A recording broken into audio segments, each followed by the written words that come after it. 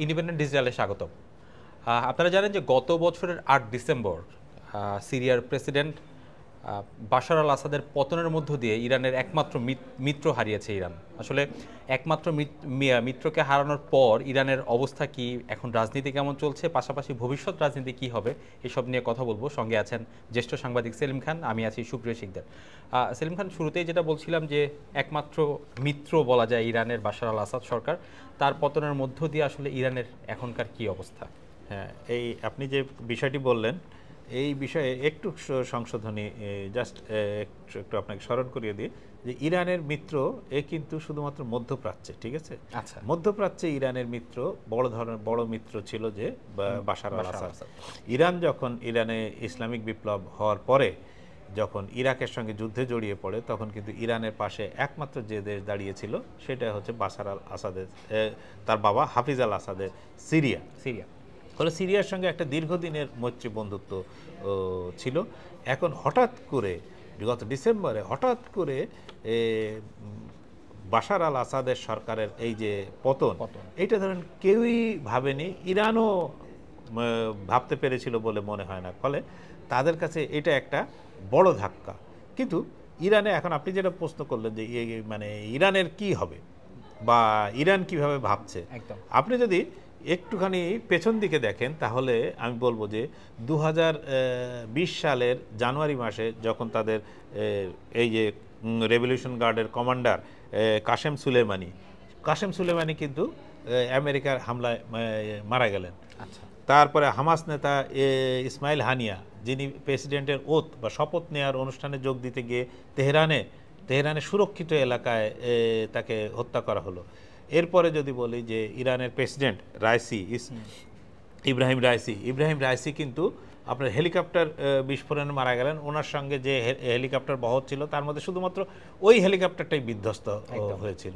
বলা শেষ পর্যন্ত অনেক জায়গায় যে প্রতিবেদন এসেছে বা যে কথা বলা হচ্ছে সেটা হচ্ছে যে ওর মধ্যে কারোর কাছে পেজার ছিল, যে পেজারের বিস্ফোরণ আমরা লেবাননে দেখেছি যে হিজবুল্লাহর বিভিন্ন অফিসে তারপরে তাদের লোকজনের কাছে যে পেজারের বিস্ফোরণ ঘটে, সেই পেজারের মাধ্যমে হয়তো হেলিকপ্টারকে ধ্বংস করা হয়েছে।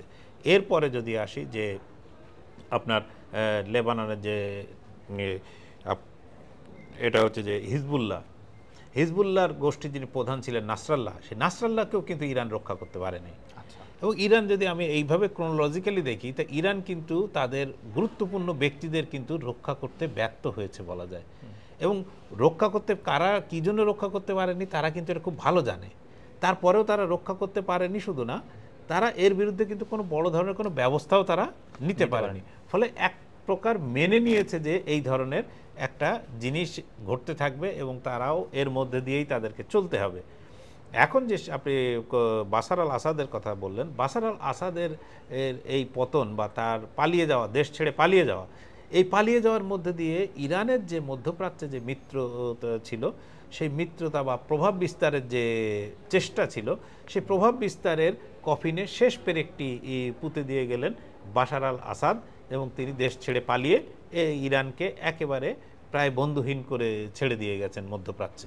আচ্ছা, তাহলে মধ্যপ্রাচ্যে যে ইরান একটা দাপট দেখাতে চায় সেই জায়গাটা এখন মধ্যপ্রাচ্যে আসলে ইরান কি করবে? মধ্যপ্রাচ্যে ইরান আসলে আপনি পুরো মধ্যপ্রাচ্যটা তো দুই ভাগ, একটা হচ্ছে যে মানে মধ্যপ্রাচ্য মূলত সুন্নি ডমিনেটেড অঞ্চল, সেখানে শিয়াদের অবস্থান যে খুবই কম। এদের নেতৃত্বে কিন্তু ইরান এদের নেতৃত্বে আছে এবং ইরান এদের নেতৃত্ব দেয় কিভাবে, বিভিন্ন দেশে ছড়িয়ে ছিটিয়ে যে শিয়া জনগোষ্ঠী আছে সেই জনগোষ্ঠীকে তারা একসাথে নিয়ে আসতো। এই যে বাশার আল আসাদের কথা বললাম, বাশার আল আসাদও কিন্তু শিয়া জনগোষ্ঠীর যারা সিরিয়া সংখ্যালঘু তাদেরও একটি গোষ্ঠীর থেকে এসছেন যে বাশার আল আসাদের পরিবার। এই বাশার আল আসাদের পরিবার আসার কারণে তাদের সঙ্গে কিন্তু ইরানের মিত্রতা কিন্তু এই জাস্ট একটা শিয়া অধ্যুষিত এর জন্য। এখন তাদের জন্য নতুন বন্ধু তৈরি হয়েছে। হ্যাঁ, ইরাকে যে সরকার চালাচ্ছেন যারা, তারা শিয়া মানে শিয়া অনুসারী মতাবলম্বী। সেই হিসাবে ইরান যে চেষ্টাটা করেছিল দীর্ঘদিন ধরে যে শিয়া ডোমিনেটেড একটা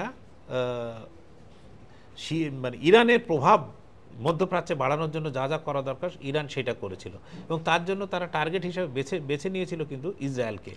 যে ক্ষেত্রে আপনি যদি সুন্নি ডমিনেটেড দেশ দেখেন, বা সৌদি আরব, কুয়েত, কাতার, জর্ডন, মিশর, যেগুলো চারপাশ ঘিরে আছে, আপনার ইসরায়েলের চারপাশ ঘিরে আছে, তারা কিন্তু ফিলিস্তিনের ব্যাপারে, ইসরায়েলের ব্যাপারে, ফিলিস্তিনের ব্যাপারে যেমন তারা খুব বেশি সোচ্চার না, তেমনি ইসরায়েলের ব্যাপারেও অনেক নমনীয়।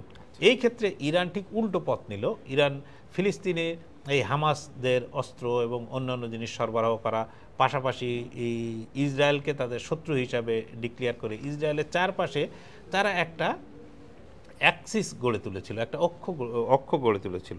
এই যে অক্ষ গড়ে তুলেছিল, এই অক্ষের মধ্যে কারা কারা ছিল আমি যদি বলি, সেখানে দেখবেন যে ইয়েমেনের হুতিরা ছিল, সেখানে সিরিয়ার বাহিনী ছিল, সেখানে লেবাননের যে হিজবুল্লাহ ছিল, এদিকে ইরাক সাদ্দাম হোসেন থেকে মুক্ত হওয়ার পর ইরাকে একটা গোষ্ঠী, ইরাক মিলিশিয়া। এই পুরো জিনিসটা দিয়ে কিন্তু ইরান চেষ্টা করছিল যে ওইখানে একটা তার অ্যাক্সিস অফ রেজিস্ট্যান্স তৈরি করা, মানে তার একটা প্রতিরোধ ব্যূহ তৈরি করা। সেই প্রতিরোধ ব্যূহ কিন্তু ইসরায়েলের বিরুদ্ধে, যাতে তাকে মারতে আসার আগে যেন এরাও যেন তার সঙ্গে থাকে।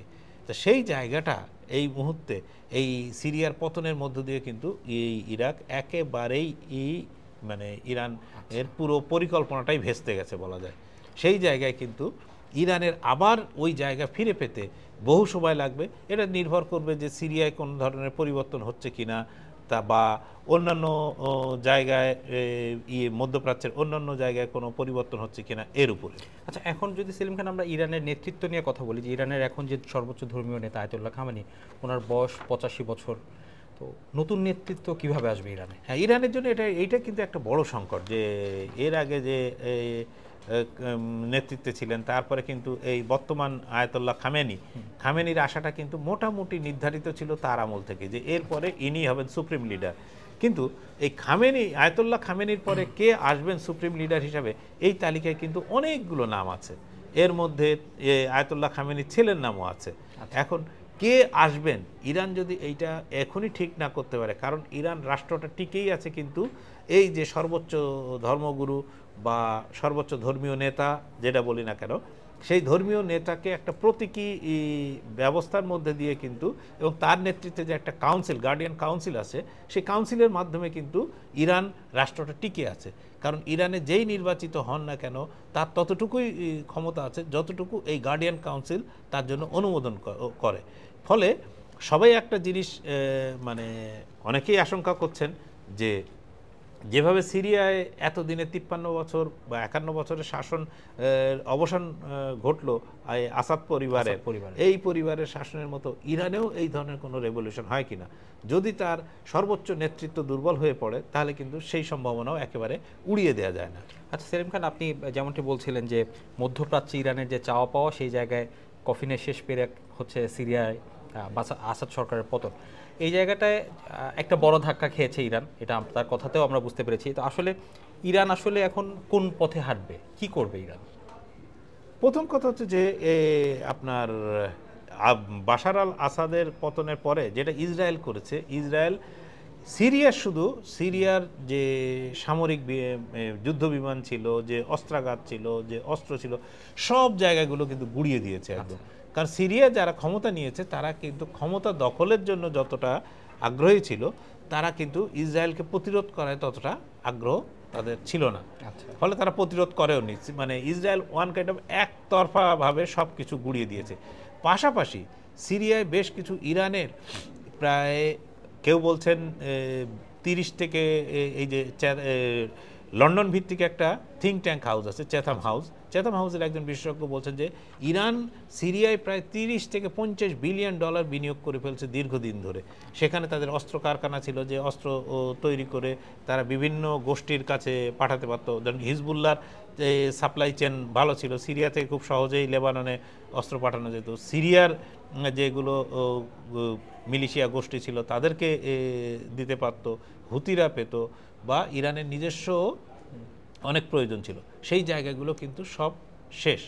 এখন বলতে পারেন যে ইরান কি করবে। ইরানের বড় প্রশ্ন হলো যে ইরান যে একেবারে বন্ধুহীন হয়েছে তা না। ইরানের রাশিয়া বা চীন এখনো পর্যন্ত ইরানের ভালো বন্ধু। এখন তারাও যে চাপের মধ্যে আছে, সেই চাপে মধ্যে থেকে ইরানকে কতটা সাহায্য করতে পারবে এটা বলা এই মুহূর্তে খুব কঠিন। আর সবচেয়ে বড় কথা যে বিশ্বের সবচেয়ে বড় যে শক্তিধর দেশ, সেই দেশে একটা রাজনৈতিক পরিবর্তন হতে চলেছে, যে জো বাইডেন বিদায় নেবেন আগামী 20 জানুয়ারি, তার জায়গায় ডোনাল্ড ট্রাম্প ক্ষমতায় আসতে চলেছেন। ট্রাম্প এসে বা ট্রাম্পের পশ্চিমা বন্ধুরা কি সিদ্ধান্ত নেবেন এর উপরে কিন্তু অনেক কিছু নির্ভর করছে। এইখানে ইরানের জন্য দুটি পথ খোলা। একটি হচ্ছে যে তাকে কূটনৈতিক আলোচনায়, মানে আলোচনার টেবিলে ফেরত আনা এবং ফেরত এনে তাকে নিউক্লিয়ার যে পারমাণবিক অস্ত্র থেকে তৈরি থেকে বিরত রাখা। এইটা একমাত্র পারে হচ্ছে যে পশ্চিমা শক্তি, এবং সেক্ষেত্রে আমেরিকার মুখ্য ভূমিকা কিন্তু মুখ্য। রাশিয়ার ক্ষেত্রে আমেরিকাকে প্রভাবিত করার চেষ্টা করতে পারে, কিন্তু ট্রাম্প তার গত মেয়াদে যে ইরানের প্রতি যে ধরনের মনোভাব দেখিয়েছেন, তাতে বিশ্বাস করা কঠিন যে তিনি ইরানের প্রতি এবার নমনীয় হয়ে তাকে আলোচনার টেবিলে ডাকবেন, এটা বলা খুব কঠিন। 2 নম্বর, যদি এই ধরনের কূটনৈতিক প্রচেষ্টা ফেল করে তাহলে কি হবে? সেক্ষেত্রে কিন্তু ইরানের সামনে আরেকটি পথ খোলা আছে, যে পরমাণু অস্ত্রধর দেশ হওয়া। পরমাণু অস্ত্রধর দেশ ইরান হতে চায় এই কারণে, কারণ এইটাই তার একমাত্র ডেটারেন্ট, বা তাকে রক্ষা কবচ হিসাবে, মানে রক্ষা কবচ হিসাবে এইটা ব্যবহার করবে, যে তাকে গুড়িয়ে দিতে হলে সে কিন্তু যে পারমাণবিক অস্ত্র ব্যবহার করতে পারে এইরকম একটা জায়গায় সে পৌঁছাতে চায়।